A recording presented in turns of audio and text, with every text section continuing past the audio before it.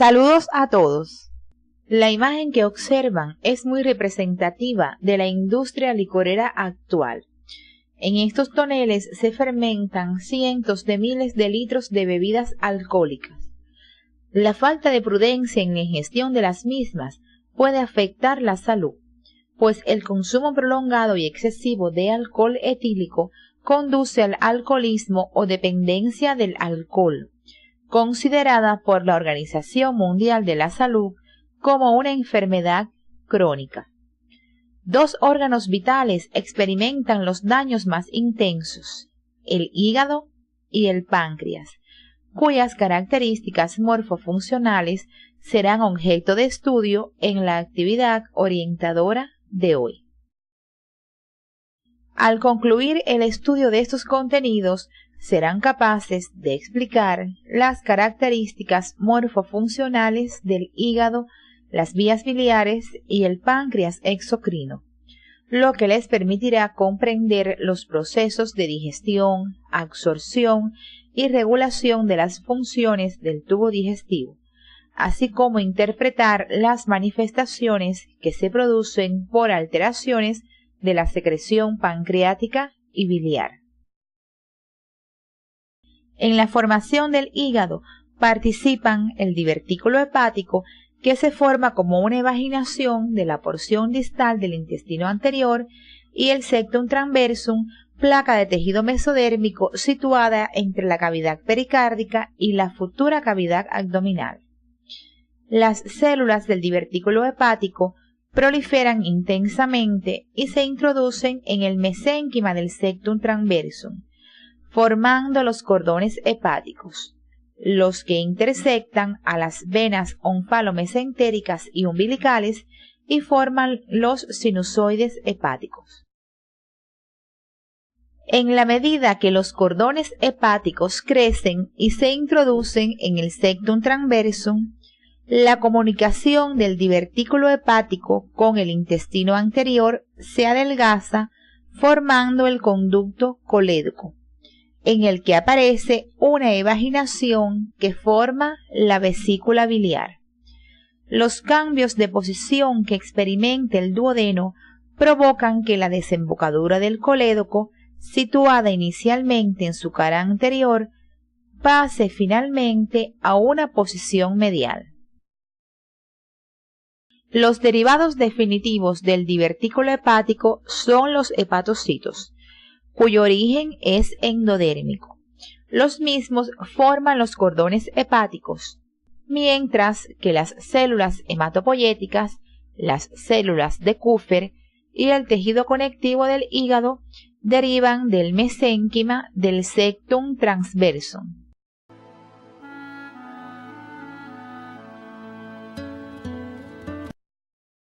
En la 10ª semana del desarrollo, el hígado representa aproximadamente un 10% del peso corporal, lo que se debe fundamentalmente a su función hematopoyética, la cual disminuye gradualmente en los 2 últimos meses de vida intrauterina, la que es asumida por la médula ósea. Deben profundizar estos contenidos siguiendo las orientaciones del CD. El hígado es una glándula mixta anexa al tubo digestivo, de gran volumen y con un peso promedio en el adulto de 1.5 kilogramos. Es un órgano intraperitoneal y supramesocólico, que ocupa casi completamente el hipocondrio derecho por debajo de la cúpula diafragmática, y está protegido por los arcos costales de ese lado a partir de la 5ª costilla, con una prolongación hacia el epigastrio y el hipocondrio izquierdo. Observen en la imagen su proyección sobre las paredes anterior y lateral derecha del abdomen, hecho de gran significación práctica en la realización del examen físico. En el hígado se describen 2 caras, diafragmática e inferior o visceral, separadas por el borde inferior agudo. Extensa diafragmática del hígado es extensa y convexa, con una superficie anterior, una lateral y otra posterosuperior. Se relaciona ampliamente con el diafragma, la pleura y la base del pulmón derecho, con las costillas y cartílagos costales de ese mismo lado. En ella se destaca la línea de fijación de los ligamentos falciforme y coronario, sitios donde el peritoneo visceral que reviste al órgano se refleja hacia la pared anterior del abdomen en el primer caso y hacia la cara inferior del diafragma en el segundo. El ligamento falciforme separa por esta cara los lóbulos derecho e izquierdo del órgano. La cara inferior, a diferencia de la diafragmática, presenta elevaciones y depresiones ocasionadas por su relación con órganos vecinos y surcos debidos a la localización de vasos sanguíneos y la vesícula biliar. Es característico en esta cara la presencia de dos surcos longitudinales en sentido antero-posterior, comunicados entre sí por un surco transversal, formándose en conjunto una letra H mayúscula. El surco longitudinal izquierdo está ocupado en su parte anterior por los restos fibrosos de la vena umbilical, el ligamento redondo, y su parte posterior por los restos fibrosos del conducto venoso. El surco longitudinal derecho está interrumpido en su parte media por un puente de tejido hepático. Su parte anterior se denomina fosa de la vesícula biliar o cística, ocupada por esta estructura, y su parte posterior se denomina surco de la vena cava inferior. El surco transversal es profundo y se extiende de la fosa de la vesícula biliar al surco longitudinal izquierdo. Se denomina puerta o ilio y sirve de paso a los elementos del pedículo hepático. Este último está formado por la arteria hepática propia, la vena porta, el conducto hepático, los nervios y los vasos linfáticos. La presencia de estos surcos en la cara inferior delimita 4 lóbulos hepáticos. El lóbulo izquierdo, situado a la izquierda del surco longitudinal de ese lado. El lóbulo derecho, a la derecha del surco longitudinal de ese lado. El lóbulo cuadrado, entre ambos surcos longitudinales, por delante del surco transverso. Y el lóbulo caudado, entre ambos surcos longitudinales, por detrás del surco transverso.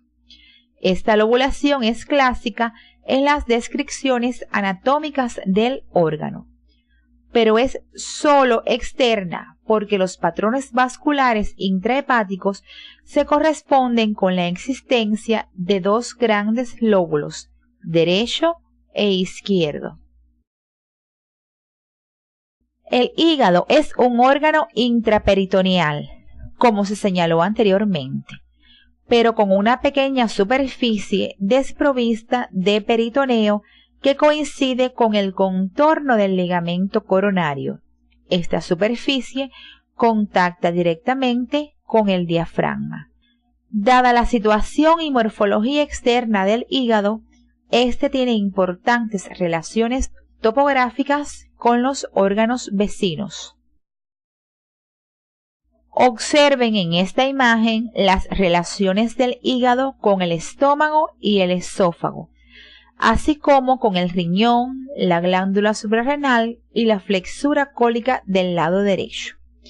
Deberán precisar a través del estudio independiente las características de las relaciones topográficas del hígado por su cara inferior, lo cual les permitirá comprender mejor la presencia de las impresiones y elevaciones. Como órgano macizo, el hígado presenta estroma y parénquima. El estroma está constituido por cápsula, tabiques y armazón reticular. La cápsula es de tejido conectivo fibroso denso, denominada cápsula de Gleason. Los tabiques de tejido conectivo parten de la cápsula, dividiendo al órgano en lóbulos y lobulillos. En su espesor viajan vasos sanguíneos, linfáticos y conductillos biliares. Es necesario aclarar que en el humano los lobulillos no están bien definidos como ocurre en otros mamíferos. La armazón reticular está constituida por una trama fina de fibras reticulares en relación con los sinusoides. El parénquima lo forman diferentes tipos celulares, entre los que predominan los hepatocitos, además de los sinusoides y los canalículos biliares.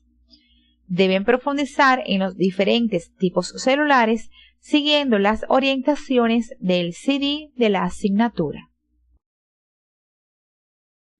Los hepatocitos generalmente son células poliédricas, con citoplasma acidófilo por la abundancia de mitocondrias y de retículo endoplásmico liso. El aparato de Golgi es muy desarrollado. Estas células presentan 6 o más caras. 2 de ellas están en contacto con los sinusoides a través del espacio de Dice, donde se encuentran las células de Kupffer, con funciones importantes de defensa. En estas caras, también denominadas absortivas, la membrana plasmática presenta microvellosidades. Las caras contiguas de los hepatocitos que delimitan el canalículo biliar, estructura que no posee pared propia, recibe el nombre de caras secretoras. Las caras restantes, donde la membrana plasmática muestra gran desarrollo de los medios de unión, reciben el nombre de caras de fijación. En esta microfotografía óptica de un corte de hígado pueden apreciar los hepatocitos dispuestos en cordones y entre ellos los sinusoides. Fíjense en su forma poliédrica y en las características tintoriales del citoplasma y de los núcleos. Estas células poseen una gran capacidad de división por mitosis, lo que le confiere al hígado poder regenerativo. Los hepatocitos se organizan dando lugar a estructuras denominadas lobulillos hepáticos clásicos, considerados como la unidad estructural del hígado. Los lobulillos hepáticos clásicos tienen forma hexagonal. En su centro se encuentra la vena centrolobulillar y en sus ángulos existen áreas ricas en tejido conectivo denominadas áreas portales o espacios porta, en los que se encuentran una rama de la arteria hepática, una rama de la vena porta y el conducto biliar, formando las tríadas portales. En la imagen pueden apreciar estas estructuras. Observen cómo los sinusoides se disponen entre las hileras de hepatocitos y desembocan en la vena centrolobulillar o vena central. Observen en esta imagen un lobulillo hepático clásico, su vena centrolobulillar y encerradas en círculos las áreas portales con sus tríadas. En esta microfotografía óptica a mayor aumento pueden observar un área portal en la que se distinguen el conducto biliar, la rama de la arteria hepática y la rama de la vena porta. Para comprender el funcionamiento del hígado es necesario conocer 3 conceptos básicos de lobulillos hepáticos, los que se representan en este esquema. Como ya hemos expresado, el lobulillo hepático clásico es la unidad estructural del hígado y tiene forma hexagonal. El conocimiento de sus características morfológicas permite comprender el recorrido de la sangre y la bilis en el hígado, como veremos más adelante. El lobulillo portal se define como una región triangular delimitada por 3 líneas imaginarias trazadas entre 3 venas centrales y cuyo centro es un área portal, lo que determina que en el centro del lobulillo se encuentre el conductillo biliar. De esta forma, este lobulillo tiene la organización clásica de toda glándula exocrina, con las células secretoras dispuestas alrededor de un conducto, por lo que se considera la unidad exocrina del hígado. Por tanto, podemos decir que el lobulillo portal está formado por todos los hepatocitos que descargan su bilis hacia el mismo conducto biliar interlobulillar. El acino hepático o lobulillo de Rappaport tiene forma de rombo, en 2 de cuyos vértices opuestos se localizan venas centrales y en los otros 2 se localizan generalmente espacios porta, aunque a veces existe un espacio ciego. El acino hepático es considerado la unidad funcional microscópica del hígado, ya que su estructura responde a la dinámica microcirculatoria del órgano. De los espacios porta salen un conjunto de vasos perilobulillares, por los que circula sangre proveniente de la vena porta y de la arteria hepática, que se mezclan a través de una anastomosis seno-capilar, garantizando así una irrigación uniforme desde toda la periferia del lobulillo hepático clásico hacia la vena central. De esta forma se crean 3 zonas metabólicas importantes llamadas por Rappaport zona 1, que se corresponde con la periferia del lobulillo hepático clásico, la zona 3, más cercana a la vena central y se corresponde con el centro del lobulillo hepático clásico, y la zona 2 con una posición intermedia entre la 1 y la 3 y sin límites definidos. En su estudio independiente, interpreten el hecho de que los hepatocitos localizados en la zona 1 son las primeras células en regenerarse y las últimas en morir después de un daño circulatorio del órgano, y los localizados en la zona 3 son los primeros en sufrir necrosis en las mismas condiciones. Deben precisar qué importancia tiene este fenómeno para el metabolismo de los hepatocitos, siguiendo las orientaciones del CD de la asignatura. En esta esquematización de los vasos sanguíneos intrahepáticos se puede observar la entrada por el hilio de la vena porta y la arteria hepática propia, así como la disposición de sus ramos más finos por la periferia de los lobulillos hepáticos en el espesor de los tabiques de tejido conectivo, y las venas hepáticas formadas por la confluencia de vasos más finos a partir de las venas centrolobulillares drenan en la cava inferior. Los conductos biliares que acompañan a las ramificaciones vasculares son los primeros eslabones de las vías biliares, a cuyas características morfofuncionales nos referiremos posteriormente.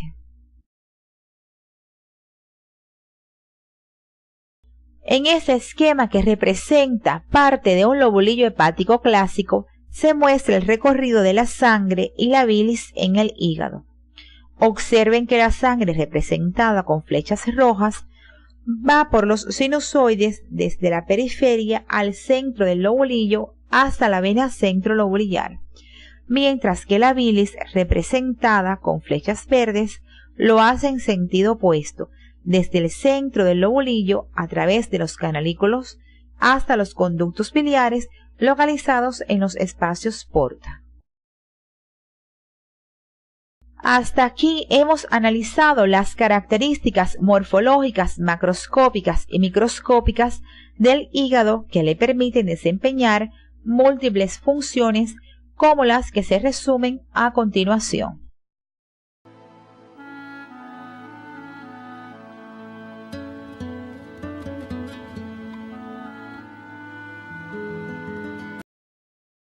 La bilis elaborada por los hepatocitos es vertida hacia los canalículos, los que cerca del espacio porta se reúnen y forman colangiolos y conductos de Herring. Estos conducen la bilis hasta los conductos biliares interlobulillares, que forman parte de la tríada y se reúnen para formar los conductos hepáticos derecho e izquierdo. Los conductos hepáticos derecho e izquierdo, al atravesar el hilio del órgano, se unen y forman un conducto hepático común más grueso, ya con una trayectoria extrahepática que se sitúa por delante de la vena porta a la derecha de la arteria hepática. Después de un corto recorrido, al conducto hepático se le une el conducto cístico, continuación directa de la vesícula biliar, y se forma entonces el conducto colédoco. Este último, situado entre las dos hojas del omento menor, se dirige hacia abajo por detrás de la cabeza del páncreas, se une con el conducto pancreático principal y desemboca en la luz de la segunda porción del duodeno a nivel de la papila duodenal mayor. Observen en esta vista posterior del duodeno y una parte del páncreas la trayectoria del conducto colédoco. Observen en esta imagen la unión del conducto colédoco con el conducto pancreático principal, formando una dilatación denominada ampolla de Vater, inmediatamente antes de desembocar en la segunda porción del duodeno. En esta vista de la mucosa de la segunda porción del duodeno se puede ver con claridad la papila duodenal mayor, sitio de desembocadura de los conductos colédoco y pancreático principal. En este dibujo se muestra la disposición circular de fibras musculares lisas alrededor del conducto, formando a ese nivel el esfínter de Oddi. La vesícula biliar es una estructura hueca de 8 a 12 centímetros de longitud, dilatada en forma de pera, situada en la fosa del mismo nombre en la cara inferior del hígado y cubierta parcialmente por peritoneo. Tiene la función de almacenar temporalmente la bilis procedente del hígado y modificar algunas de sus cualidades físicas y químicas. Se divide para su estudio en 3 porciones: fondo, cuerpo y cuello.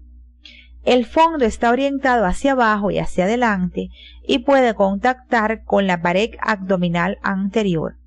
El cuello se continúa con el conducto cístico mencionado anteriormente.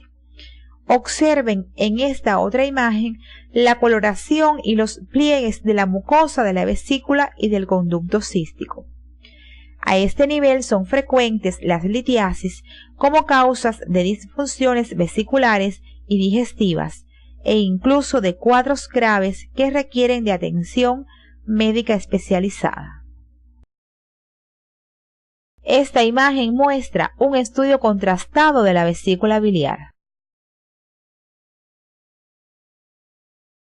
Las vías biliares son estructuras tubulares con un patrón general de organización de su pared. Por su mayor significación nos referiremos a la vesícula biliar. Esta presenta 3 capas: mucosa, muscular y adventicia o serosa. La mucosa está revestida por un epitelio simple cilíndrico con microvellosidades, en cuya lámina propia en ocasiones se encuentran glándulas mucosas y tejido linfoide. La mucosa carece de muscularis mucosae. La capa muscular está formada por músculo liso dispuesto en varios planos, y la capa más externa de la vesícula es una adventicia en la parte que se adhiere al hígado y una serosa en el resto de su superficie. Deben profundizar en las características morfofuncionales de las vías biliares siguiendo las orientaciones del CD. La bilis juega un importante papel en la digestión y absorción de las grasas y comienza a producirse durante la vida prenatal. Cada día el hígado produce entre 600 y 1000 mililitros de bilis que se almacenan y concentran en la vesícula biliar hasta el momento de su vaciamiento en el duodeno para realizar sus funciones. La bilis está compuesta por agua, sales biliares, pigmentos biliares, colesterol, ácidos grasos, lecitina y electrolitos, y realiza importantes funciones que orientaremos a continuación. La función principal de la bilis consiste en facilitar la digestión y absorción de las grasas. Esta función será detallada más adelante en el transcurso de la presente actividad. Además, a través de la bilis se excretan el exceso de colesterol y productos de desecho del metabolismo de la hemoglobina, como la bilirrubina, además de algunos medicamentos. La secreción de bilis por el hígado es estimulada por la hormona secretina que se produce a nivel del duodeno y aumenta el contenido de agua y bicarbonato de la bilis, el sistema nervioso parasimpático a través del nervio vago, el aumento del flujo sanguíneo hepático y algunas sustancias coleréticas como las sales biliares. La bilis se produce constantemente en el hígado y se almacena en la vesícula biliar hasta el momento de su vaciamiento, cuando por contracción del músculo liso de sus paredes pasa al duodeno a través del colédoco previa relajación del esfínter de Oddi. El vaciamiento de la vesícula es regulado por diversos mecanismos que veremos a continuación. Los mecanismos reguladores del vaciamiento de la vesícula biliar son humorales y nerviosos. El más importante es el humoral, por acción de la hormona colecistocinina, secretada por la mucosa del duodeno en respuesta a la llegada de grasas desde el estómago. Esta hormona estimula la contracción de la vesícula y la relajación del esfínter de Oddi, con lo que se produce su vaciamiento. La regulación nerviosa del vaciamiento de la vesícula depende de la inervación parasimpática que proporciona el nervio vago. Finalmente, debemos mencionar la existencia de algunas sustancias que al ser ingeridas estimulan el vaciamiento de la vesícula y reciben el nombre de colagogos. Ejemplos de ellas son las grasas y el chocolate. Otra glándula anexa al tubo digestivo es el páncreas, cuyas características morfofuncionales analizaremos a continuación. El páncreas se forma por dos evaginaciones que se originan del intestino anterior, una en posición ventral y otra dorsal. Con la rotación hacia la derecha del duodeno, el esbozo pancreático ventral, representado en azul, se sitúa en posición posterior con respecto al duodeno y por debajo y detrás del esbozo dorsal, representado en marrón. Más tarde, ambos esbozos y sus conductos se fusionan. Del páncreas ventral se forma el proceso unciforme y la porción inferior de la cabeza del páncreas. El resto de la glándula deriva del esbozo dorsal. La porción distal del conducto pancreático dorsal se une con el conducto pancreático ventral y forman el conducto pancreático principal. La porción proximal del conducto dorsal desaparece o persiste en forma de conducto pancreático accesorio. En ocasiones, los conductos no se fusionan y persisten en forma de un doble sistema. Como ya conocen, los islotes de Langerhans se desarrollan a partir del tejido pancreático parenquimatoso en el tercer mes y en el quinto comienzan a producir insulina, que tiene una gran importancia durante la vida fetal, pues actúa como hormona del crecimiento. Además, secreta glucagón y somatostatina. La malformación más frecuente en la formación de este órgano es el páncreas anular. En ocasiones, el esbozo ventral del páncreas tiene dos componentes, uno derecho y otro izquierdo. Durante la rotación giran en sentidos opuestos, el derecho hacia atrás y el izquierdo hacia adelante, quedando el duodeno rodeado por un anillo de tejido pancreático, produciendo una obstrucción que puede ser parcial o total. El páncreas es una glándula mixta, productora de hormonas como la insulina y el glucagón, que intervienen en el metabolismo, y de enzimas esenciales para el proceso digestivo. Está situado profundamente en la cavidad abdominal, por delante de los grandes vasos y por detrás del peritoneo parietal posterior. Es un órgano retroperitoneal, con su eje longitudinal orientado transversalmente, de derecha a izquierda y algo hacia arriba, a la altura de las primeras vértebras lumbares. Su extremo derecho está enmarcado por las distintas porciones del duodeno. El páncreas se divide para su estudio en 3 porciones: cabeza, cuerpo y cola. Entre la cabeza y el cuerpo se describe un estrechamiento llamado istmo. Observen en esta imagen cómo el peritoneo parietal posterior cubre por delante al páncreas, excepto a nivel de la línea de fijación del mesocolon transverso. Además de las relaciones topográficas del páncreas con el peritoneo parietal posterior y con el marco duodenal, es importante precisar que este órgano tiene relaciones de vecindad con otras estructuras. Por detrás, con los grandes vasos abdominales, los vasos mesentéricos superiores, la columna vertebral y otros, como el riñón izquierdo, la glándula suprarrenal izquierda y el colédoco, no observables en esta imagen. Por delante, se relaciona con la cara posterior del estómago a través de la bolsa omental. Su cola se relaciona con el vaso.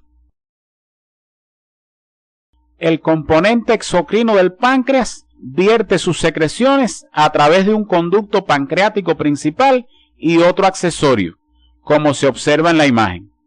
Ambos conductos desembocan en la luz de la segunda porción del duodeno, en las papilas duodenales mayor y menor.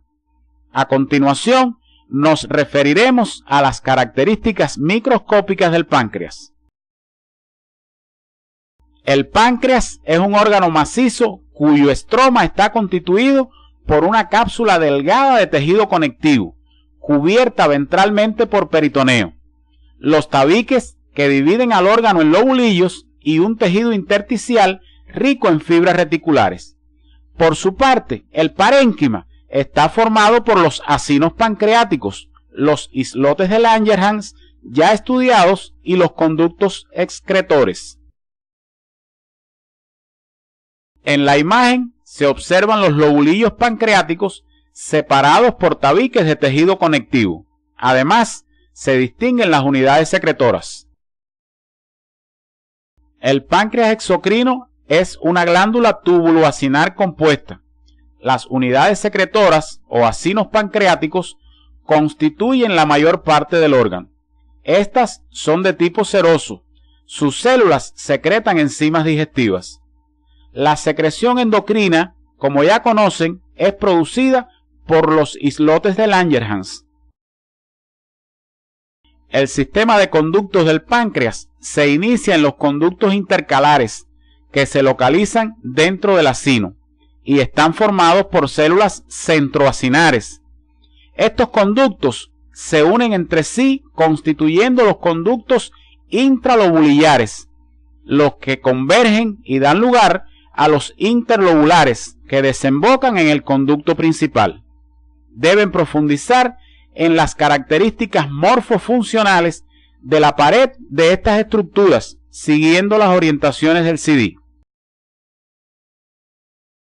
El producto de secreción del páncreas exocrino es el jugo pancreático, que está integrado por agua, iones bicarbonato, electrolitos y enzimas digestivas, como la amilasa y la lipasa pancreáticas, la colesterol esterasa y la fosfolipasa. Además, algunas enzimas digestivas en forma de zimógenos o profermentos, como el tripsinógeno, el quimotripsinógeno y la procarboxipeptidasa. Las principales funciones del jugo pancreático están determinadas por sus componentes. El agua y los iones de bicarbonato tienen la función de proteger la mucosa intestinal de la acidez del quimo. Las enzimas digestivas participan activamente en la digestión de los principios inmediatos. A continuación, orientaremos la regulación de la secreción pancreática.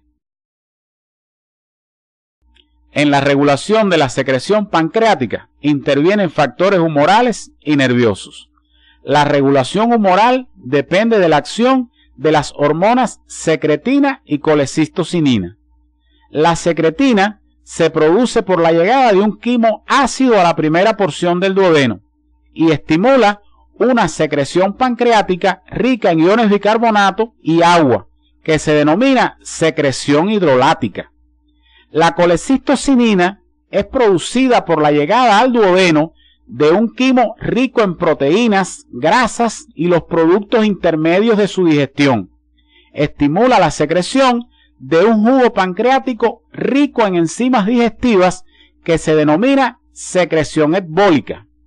Finalmente, otro estímulo de la secreción pancreática menos potente es la estimulación parasimpática que se materializa a través del nervio vago y se traduce en una secreción con un contenido moderado en enzimas y de escaso volumen. La secreción pancreática consta de 3 fases. Una fase cefálica, dada por las mismas señales que caracterizan la fase cefálica de la secreción gástrica, ya estudiada en la actividad anterior. En ella predomina la estimulación parasimpática, que da lugar a una pobre secreción de enzimas digestivas y escaso volumen. Una fase gástrica, muy similar a la cefálica, es regida por la estimulación parasimpática y en ella continúa una escasa secreción de enzimas.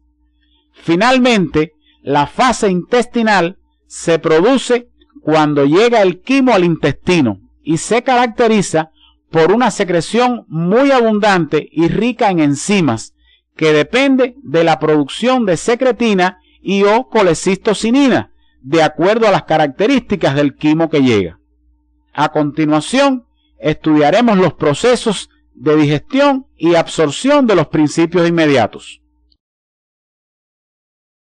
La obtención de nutrientes se realiza a través de la alimentación.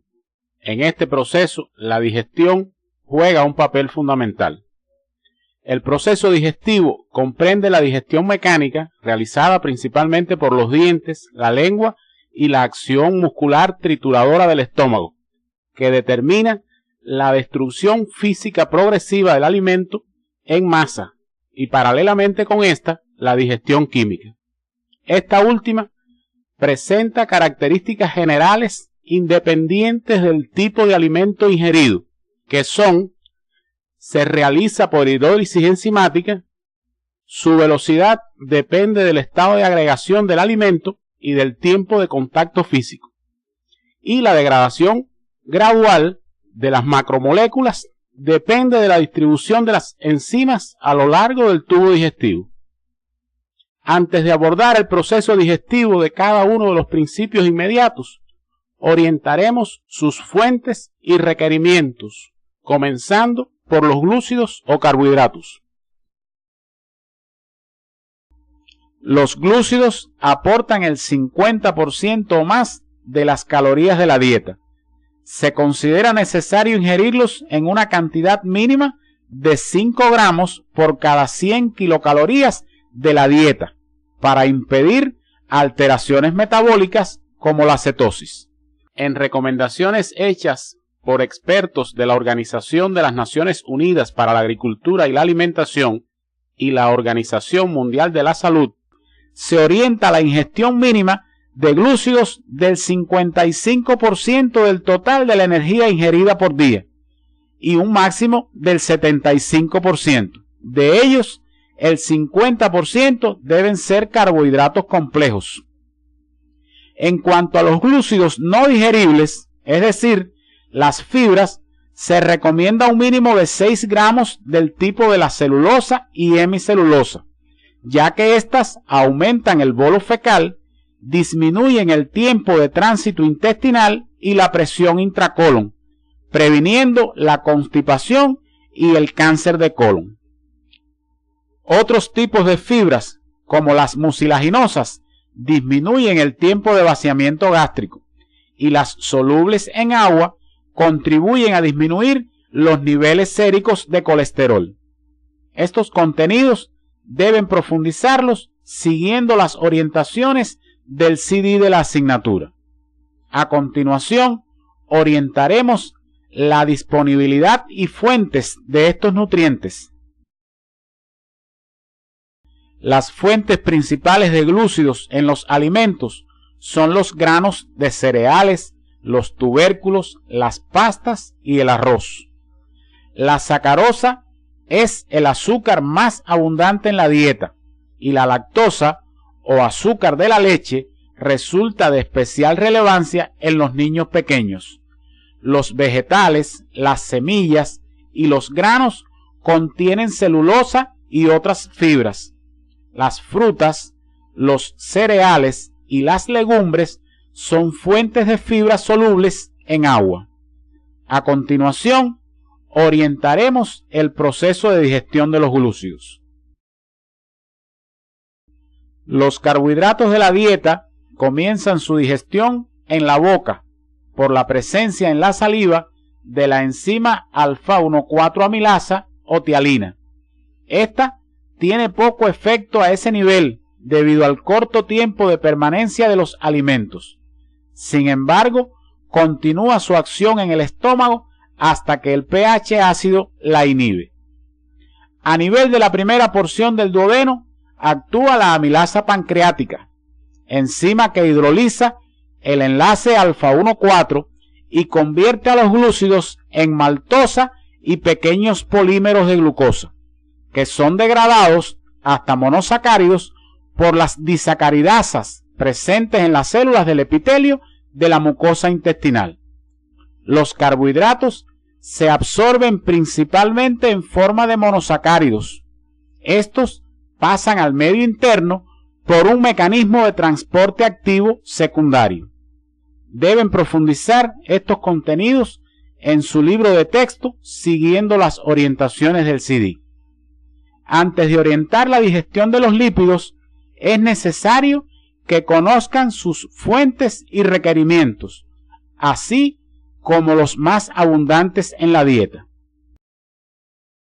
En recomendaciones hechas por expertos de la Organización de las Naciones Unidas para la Agricultura y la Alimentación y la Organización Mundial de la Salud, se orienta que el total de grasas en la dieta sea entre un 15 y un 30% del total del aporte energético diario.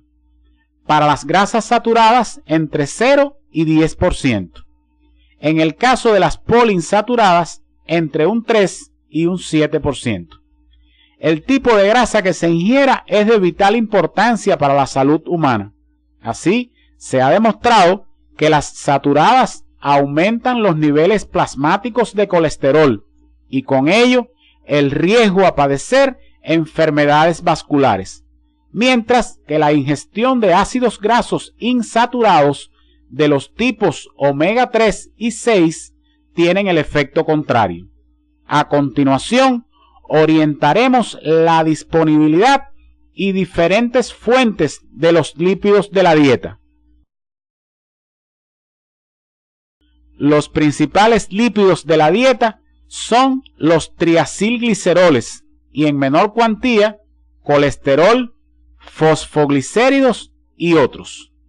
La mayoría de los alimentos, tanto animales como vegetales, contienen algún tipo de grasa en cantidad variable. Los aceites de pescado son ricos en ácidos grasos de la serie omega 3, mientras que los aceites vegetales son ricos en ácidos grasos de la serie omega 6, especialmente el ácido linoleico. A continuación, orientaremos el proceso de digestión de los lípidos.